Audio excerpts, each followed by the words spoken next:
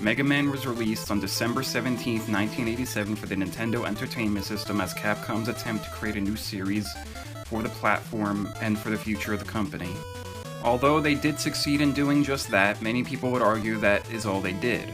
In other words, the creators set up a base idea of how the game plays with this title, then ramped it up with the sequels.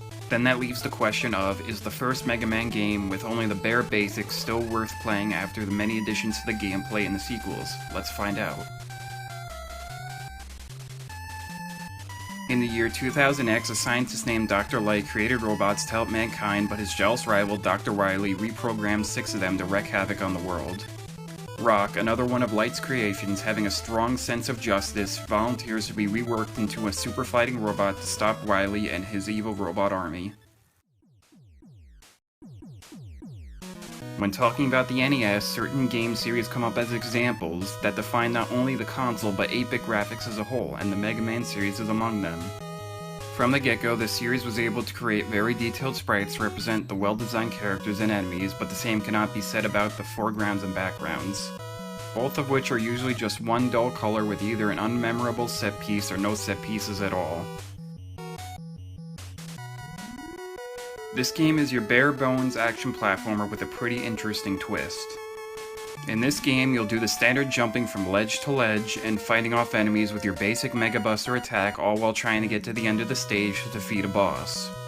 The twist comes in after defeating a boss, then absorbing their powers to use for yourself. The powers allow you to have much stronger and unique attacks, such as the Firestorm attack that not only shoots out a powerful fireball, but also spawns in one around you as a protective shield, or the Rolling Cutter attack that boomerangs around in front of you while defeating all enemy robots that stand in your way. They also allow you to bypass certain parts of the game and find secrets within the levels, as well as be used as the weaknesses to other bosses.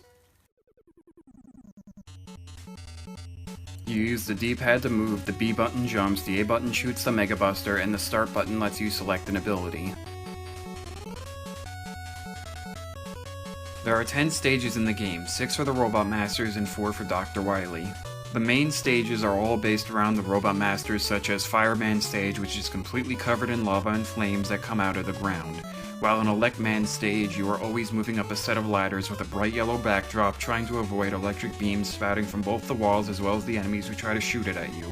On the other hand, the Wily stages are all in the form of a bleak fortress, with the walls being completely made up of circuits and machinery to represent his evil ways and his over-reliance on his technology to beat you. The Mega Man series is well known for its difficulty, and in my opinion, out of the 6 that came out for the NES, this one is easily the hardest. Going beyond the obvious examples such as there being no E-tanks, no password system, and even no charge shot for the Mega Buster, there is still some pretty tough stuff here. The game has you perform pixel-perfect jumps, fight against the relentless life-sucking enemies, defeat bosses with patterns and weaknesses to memorize, and if you get hit, you'll be stunned and knocked back a few inches, which will most certainly cause you to fall down a pit or touch the insta-kill spikes. To be honest, the music in this game isn't bad, but for the most part it's forgettable when compared to other NES games and is completely outshined by later games in the series. The tracks for the stages are all pretty basic, with simple beats that are catchy when playing but won't stick in your head past finishing the stage, and that's really it.